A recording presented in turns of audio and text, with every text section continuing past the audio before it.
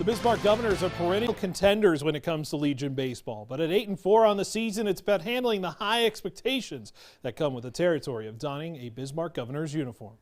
Once again, the team that represents Bismarck at the Class AA level finds themselves near the top of the standings, starting with an offense that has generated the second most runs this season, led by the way they run the bases.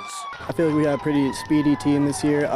Definitely our bats. I mean, all of us can hit the ball pretty well, so I'd say putting the ball in play and getting to use our feet and our bats is going to help us the most. It really does come down to a couple of runs usually, and if a pitcher is on and you're facing them, you need to find a way to score even if you can't hit 3 balls in a row in the gap.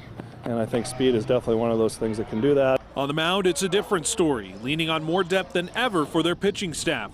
One that won't wow people, but just gets the job done. Years past, we don't have that Cade Feeney or Skylar Reedinger anymore, but I think what we do have is we have a bunch of guys who could throw strikes. So while may not be super overwhelming in terms of velocity, I think we got a lot of guys who can throw strikes. It's been 7 years since the Govs won a state title, and if they want to lift the trophy in Mandan this summer, it comes down to how they handle the high expectations of being a Bismarck Gov. We've always had that pressure that we got to be one of the best teams, so I think by now there is no pressure. We just go out and do our thing, and with the guys we have and the competitiveness and with the grit, I have no doubt that we'll live up to those expectations. We're somewhat used to that, and we just try to have an approach that we take every game one at a time, no matter who we're playing, and I think that expectation that they're used to it, and they because of that they're able to live up to it. And the Govs' next game will be next Wednesday when they play a noon doubleheader at Dickinson.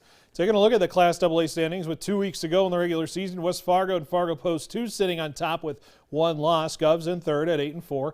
Minot and Dickinson tied at 4-4.